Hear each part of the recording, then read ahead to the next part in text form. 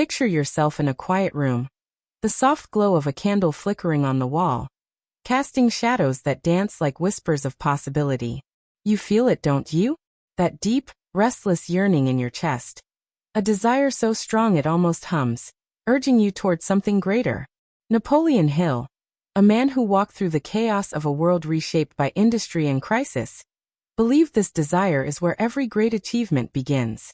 In Think and Grow Rich he wrote, "The starting point of all achievement is desire. Not a fleeting wish, not a passing thought, but a burning, pulsating need that consumes you." Imagine being in 1937, the Great Depression gripping the world, families scraping by, and Hill telling you that the fire in your heart can change everything. Can you feel that spark? It's like a pulse, steady and relentless, pushing you to move. Hill didn't just preach ideas, he lived them. He spent over 2 decades studying the minds of giants, men like Henry Ford, who burned with a desire to make automobiles accessible to every American, despite skeptics who called it impossible. Hill's own story is just as compelling. In 1908, as a young journalist, he met Andrew Carnegie, the steel magnate whose wealth was legendary. That meeting set Hill on a path that would define his life. Carnegie challenged him to dedicate 20 years to studying success, without pay, without guarantees. Can you imagine it? Walking away from security to chase a vision?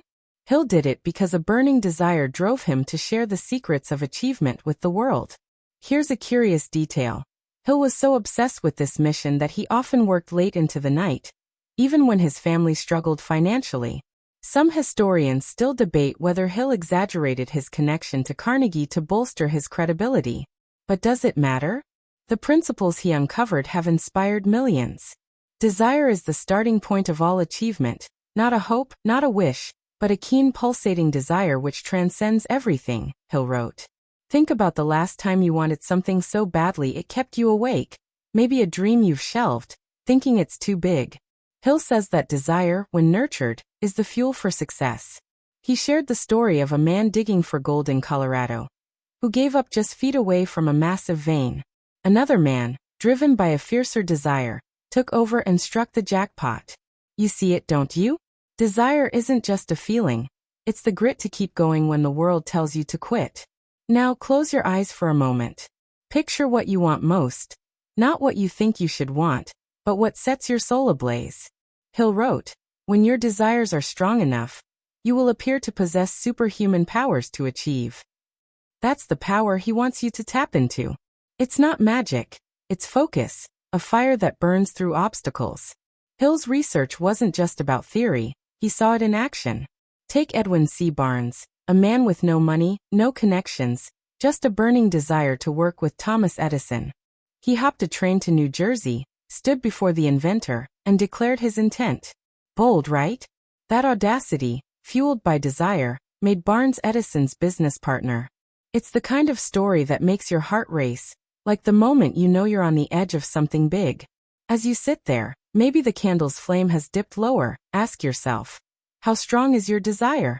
Hill knew life isn't always kind. He'd faced his own failures, business ventures that collapsed, years of scraping by. But he also knew that a burning desire could carry you through.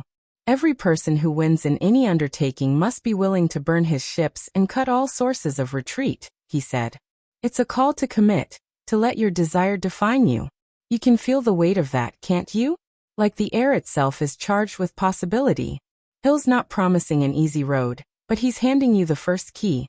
A desire so fierce it lights the way. Where will that light lead you? Keep going, because Hill's about to show you how to shape that desire into a vision that changes everything. You're still there, aren't you? The candle's glow might be fading, but that spark inside you, the one Napoleon Hill lit with the idea of desire, is still burning. Now imagine taking that fire and shaping it, giving it form, like an artist chiseling a block of marble into something breathtaking. Hill knew that desire alone isn't enough. It needs direction, a clear picture of where you're headed. In Think and Grow Rich he wrote, "Definiteness of purpose is the starting point of all achievement." You can feel the weight of that, can't you? It's not enough to want something fiercely. You need to see it crystal clear, like a photograph in your mind. Picture yourself in 1937, standing in a world of uncertainty, Yet Hill's voice cuts through the noise, telling you to define your goal with laser precision. It's like standing at the edge of a vast forest, knowing exactly which path will lead you home. Hill's research wasn't just about dreaming big. It was about making those dreams tangible. He studied men like Thomas Edison, who didn't just want to invent. He had a vision of lighting up the world, bulb by bulb. Hill himself lived this principle. After his meeting with Andrew Carnegie, he didn't just decide to study success. He set a specific goal to create a philosophy that anyone could use to achieve their dreams. Here's something peculiar. Hill was known to carry a small notebook where he'd jot down his goals daily, a habit he picked up from observing successful people. It was almost obsessive, this need to keep his vision and focus. Historians still debate whether Hill's relentless goal setting was a product of genius or a way to compensate for his early failures in business. Either way, it worked. His clarity became his compass. Create a definite plan for carrying out your desire, and begin at once, Hill urged. Think about that for a second. Clarity isn't just about knowing what you want. It's about mapping the steps to get there. Hill told the story of a young girl who wanted to attend college, but had no money. She didn't just wish for it. She visualized her graduation day, planned her savings, and worked odd jobs until she made it happen. You can almost see her standing proud in her cap and gown, the result of a vision so vivid it became real. That's what Hill wants for you. To see your goal so clearly it feels like you're already living it. Maybe it's a career you're chasing, a book you want to write, or a life you've barely dared to imagine. What does it look like? Can you see the colors, hear the sounds, feel the triumph? But clarity isn't just about the destination, it's about focus. Hill wrote, "The successful leader must plan his work and work his plan." You've felt it before, haven't you? That moment when you're so locked in on a task that the world fades away. Hill believed you could train your mind to stay in that state, to block out distractions and keep your vision sharp. He saw it in people like John D. Rockefeller, who built an empire by focusing on one industry, oil, and never wavering. Hill's own life wasn't always smooth. He faced setbacks from failed ventures to personal struggles. Yet he kept his goal in sight, to share the secrets of success. That focus pulled him through, like a lighthouse guiding a ship through a storm. Now pause for a moment. Think about your own vision. Maybe you're picturing a house you want to own, the way the sunlight would spill through its windows, or a business you'd build, the hum of its success in your ears. Hill says, whatever you can vividly imagine, ardently desire, sincerely believe, and enthusiastically act upon must inevitably come to pass. It's not just words, it's a formula. He proved it by turning his own vision, a book that would inspire millions, into reality. You can feel the power of that, can't you? Like the moment you know exactly what you're aiming for, and nothing can blur your focus. As the candle's flame flickers, casting long shadows across the room, ask yourself, what's your definite purpose? Hill knew that clarity isn't a one-time thing.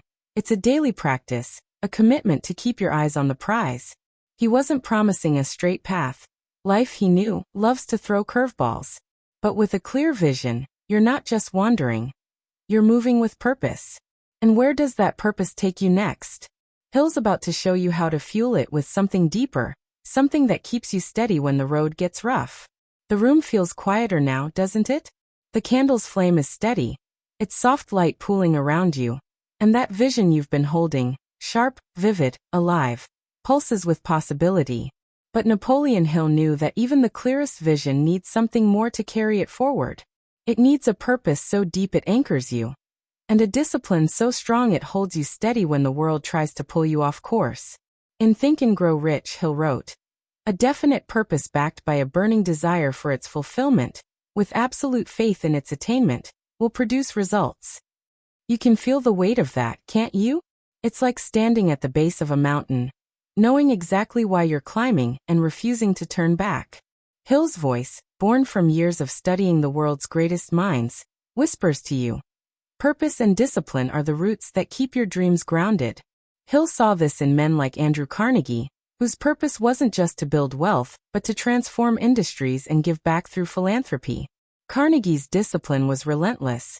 He rose early, planned meticulously, and never let setbacks shake his focus. Hill himself lived this truth. After committing to Carnegie's challenge, he spent years researching success, often working late into the night, driven by a purpose to share wisdom that could change lives. Here's an odd detail.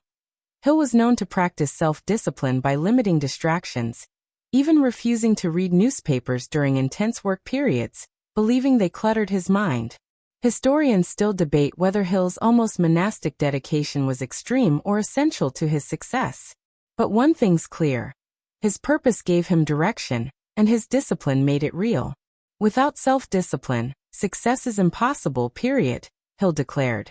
Think about a time you set a goal, maybe to get fit, learn a skill, or start a project. What made it work? It wasn't just wanting it, it was showing up, day after day, even when you didn't feel like it. Hill told the story of a young inventor who dreamed of creating a new machine.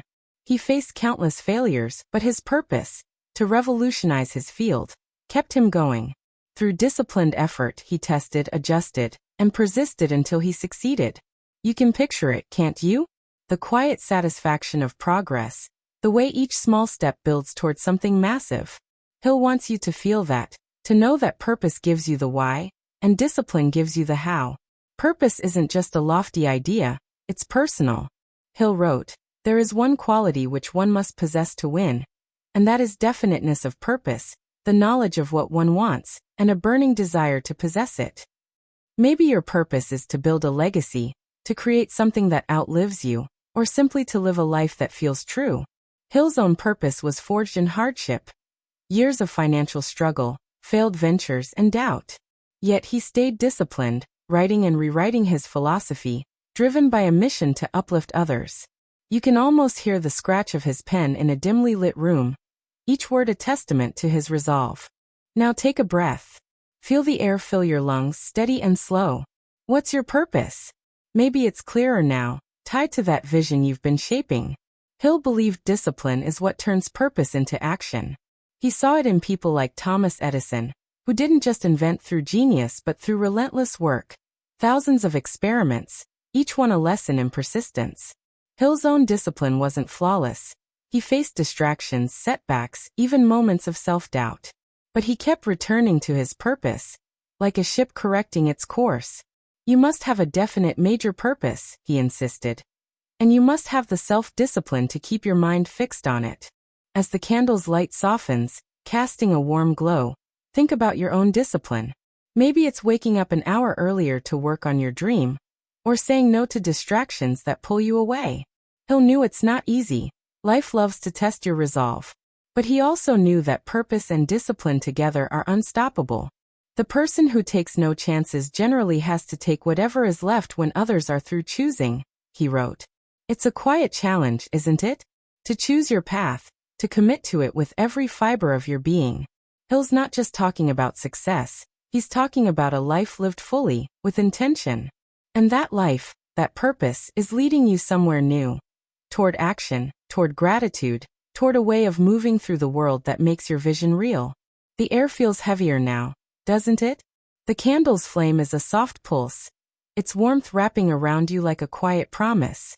You've got your vision, sharp as a blade, and a purpose that anchors it, fueled by discipline that keeps you steady. But Napoleon Hill knew that purpose and discipline alone don't bring dreams to life. They need motion, a spark of action that turns the intangible into reality. In Think and Grow Rich, he wrote, "Action is the real measure of intelligence." You can feel the urgency in those words, can't you? It's like standing at the edge of a river, knowing you must leap to cross it.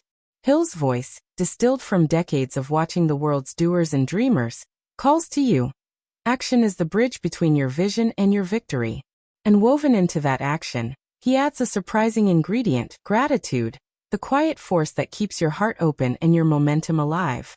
Hill saw action in the lives of titans like Henry Ford, who didn't just dream of affordable cars but built factories, hired teams, and made it happen, step by relentless step. Hill himself was no stranger to action. After years of research, he didn't just sit on his findings. He wrote, spoke, and traveled to share his philosophy, even when funds were tight. Here's a quirky detail. Hill once admitted to pacing his office floor, talking to himself to rehearse his ideas before presenting them. a habit that helped him clarify his thoughts and act with confidence. Historians still debate whether Hill's tireless work ethic was driven by passion or a need to prove himself after early failures. But one thing's undeniable: he acted, and his actions changed lives. Do not wait. The time will never be just right, Hill urged. Think about a moment you hesitated, maybe a project you've delayed, a conversation you've avoided. Hill's point is clear. Waiting for perfect conditions is a trap. He shared the story of a man who dreamed of starting a business, but kept waiting for the right moment. Years passed, and the opportunity slipped away. Then another man with less experience but more courage took action and built a thriving company. You can picture it, can't you? The regret of inaction, the thrill of leaping forward. Hill wants you to feel that urgency, to know that action, however small, starts the wheels turning. Maybe it's writing the first page of your book, making that call, or taking one step toward your goal today. But action alone can feel mechanical, like a machine grinding without soul. That's where gratitude comes in. Hill wrote, "Gratitude is a powerful force that opens the door to new possibilities." It's not just saying thank you. It's a mindset that keeps you grounded, reminding you of what you already have as you chase what's ahead. Hill saw this in people like Andrew Carnegie, who gave away millions to build libraries, grateful for the opportunities America gave him. Hill himself practiced gratitude, even in tough times. During the Great Depression, when his own finances crumbled, he wrote about finding joy in small moments, a shared meal, a kind word. You can almost feel it, the way gratitude shifts your perspective, like sunlight breaking through clouds. Now take a moment. Look around you, maybe at the flickering candle, the warmth of the room, or the simple fact that you're here, chasing something bigger. Hill believed gratitude fuels action by keeping your heart open. When you are grateful, fear disappears and abundance appears, he said. It's like a quiet strength, isn't it? Gratitude doesn't just soften the grind. It amplifies your energy, making each step feel lighter. Hill's own journey wasn't easy. Failed businesses, personal losses, but his gratitude for the chance to learn and grow kept him moving. He saw it in others too, like a woman who, despite poverty, took action to educate her children, fueled by gratitude for their potential. As the candle's glow softens, casting long shadows, think about your next step. What action can you take today, right now, to move toward your vision? Hill knew action isn't always grand. It's the small, consistent steps that build empires. And gratitude? It's the quiet hum that keeps you going, reminding you that every step forward is a gift. Take the first step in faith, Hill wrote. You don't have to see the whole staircase. You feel that, don't you? The pull to move, to act, to weave gratitude into every effort. Hill's not just teaching success, he's showing you how to live with purpose and joy. And that path, that momentum, is leading you somewhere new, toward a resilience that can weather any storm. The candle's flame is low now, isn't it? Its light flickers, casting a soft, wavering glow that feels like it's whispering secrets. You've got your vision, your purpose, your discipline, and you're moving, taking action, fueled by gratitude. But Napoleon Hill knew that life doesn't always play fair. The road to your dreams twists, turns, sometimes crumbles beneath your feet. That's where adaptability and resilience come in. The twin pillars that keep you standing when the world tries to knock you down. In Think and Grow Rich, Hill wrote, "Every adversity, every failure, every heartache carries with it the seed of an equal or greater benefit." You feel the truth in that, don't you? It's like finding a hidden path in a storm, a way forward when all seems lost. Hill's voice, shaped by years of watching triumphs rise from ashes, urges you to bend, not break, and to find strength in every setback. Hill saw this in men like Thomas Edison, who faced over 1,000 failed experiments before perfecting the light bulb. Each failure wasn't a defeat. It was a lesson, a chance to adapt. Hill himself lived this principle. In the 1920s, he launched a magazine that collapsed, leaving him in debt. Instead of giving up, he pivoted, using what he learned to refine his philosophy. Here's an odd tidbit. Hill once claimed he'd talked to an imaginary council of historical figures, like Lincoln and Emerson, visualizing their advice to navigate challenges.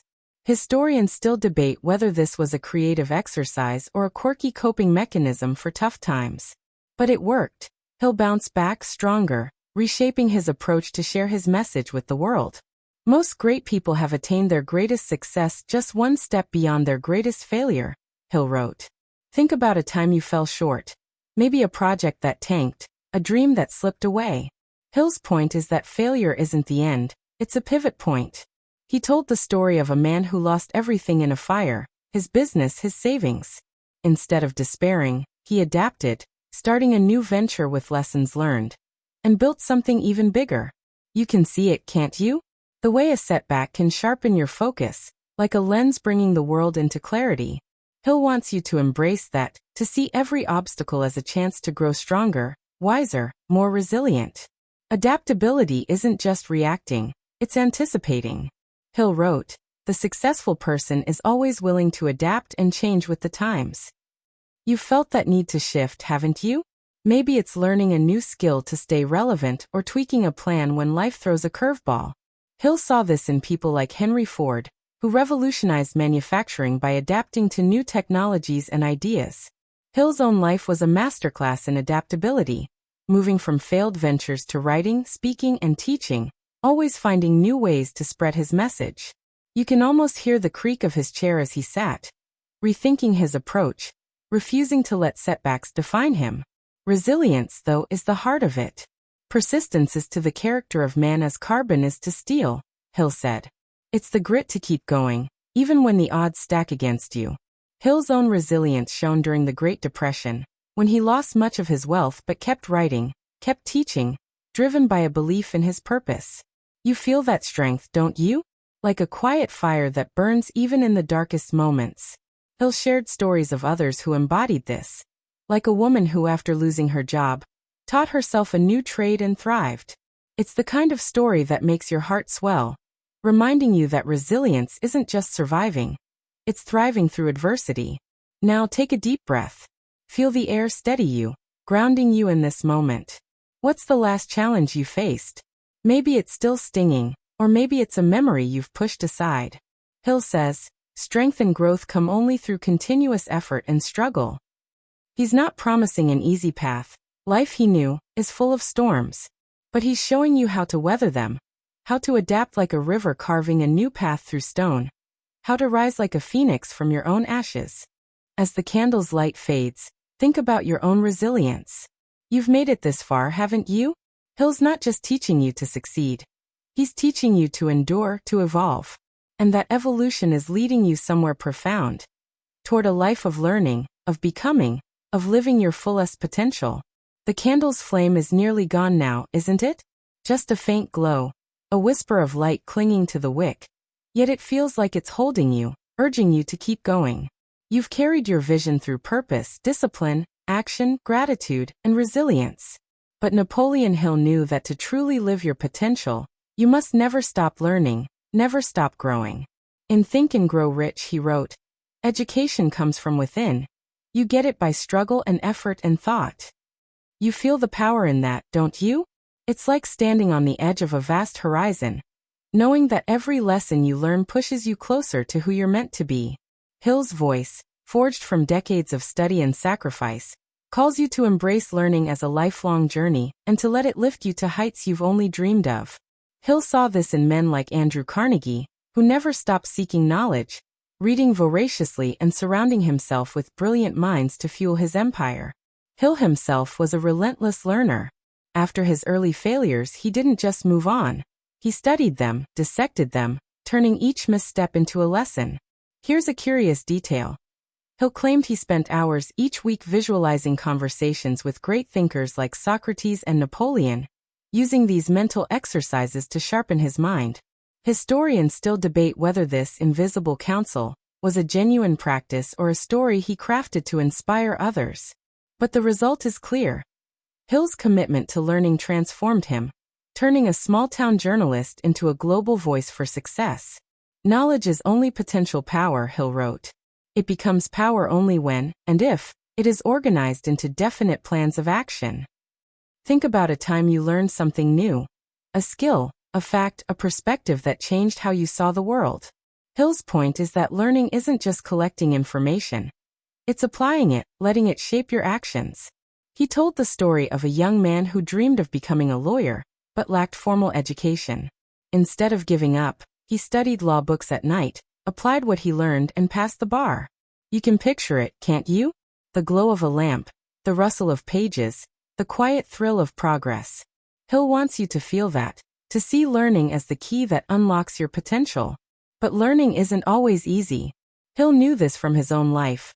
Years of struggle, from failed businesses to personal losses, taught him more than any classroom could. Life is a master teacher, he said, and it gives you the test first and the lesson afterward. You felt that, haven't you? The sting of a mistake, the clarity it brings later. Hill saw this in others, like a woman who, after a failed business, studied her competitors, learned their strategies, and built a thriving company. It's the kind of story that stirs you, reminding you that every lesson, no matter how painful, is a step toward greatness. Hill's own journey was a testament to this. Each setback, each new skill, built the foundation for his legacy. Now slow down. Feel the moment, the quiet weight of all you've learned so far. Hill wrote, "The way of success is the way of continuous pursuit of knowledge." Maybe it's learning a new craft, diving into books, or simply listening to the world around you. Hill's life was a masterclass in this. Constantly seeking, constantly growing, even when the world doubted him. You can almost hear the echo of his typewriter. Each key a step toward immortality. And now he's passing that torch to you. You are the master of your destiny, he said. You can influence, direct, and control your own environment. As the candle's final flicker fades, leaving you in a gentle darkness, feel the strength of Hill's words. You've walked this path with him. Desire, vision, purpose, action, gratitude, resilience, and now learning. Each principle builds on the last, a ladder to your highest self. You're not just chasing success, you're building a life that matters. Hill's legacy isn't just his books. It's the fire he lit in millions, the belief that you can shape your future. And you? You're part of that legacy now. Your dreams, your struggles, your growth, they're all part of something bigger. So take this moment, let it sink in. The world is waiting. What will you do with it? The darkness is soft now, isn't it? The candle's gone, but its warmth lingers, like Hill's words settling into your bones. You have absolute control over but one thing, and that is your thoughts, he wrote. You felt it through this journey. Desire igniting your heart, vision sharpening your path, purpose grounding you, action pushing you forward, gratitude softening the edges, resilience lifting you up, and learning lighting the way. Hill's not just a voice from the past. He's a guide for your present, a spark for your future. Picture yourself standing taller. Your dreams no longer distant but within reach, glowing like stars you can touch. His 13 principles aren't rules. They're a call to live fully, to embrace every moment with courage and clarity. So go now. Take that fire, that wisdom, and make it yours. The world is ready for you.